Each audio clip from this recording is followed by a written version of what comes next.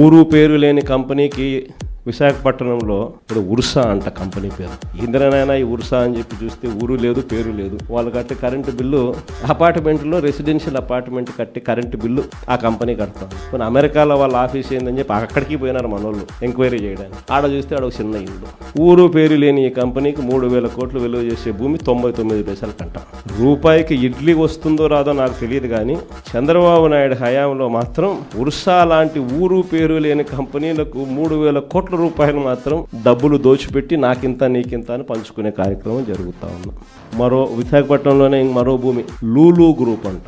లూలు గ్రూపులకు లిల్లీ గ్రూపులకు 1,500 కోట్లు 2,000 కోట్ల రూపాయలు విలువ చేసే భూములను టెండర్లు లేదు, మన్ను లేదు, పాడు లేదు, ఊరికి అని ఆయనకు నచ్చింది ఇచ్చేసి నాకింత నీకింత అని పంచుకుంటా ఉన్నారు. అమరావతిలో 2018లో ఇవే టెండర్లను పిలిచినప్పుడు చంద్రబాబు నాయుడు హయాంలో 5 ఏళ్ల కిందట వీటి విలువ 30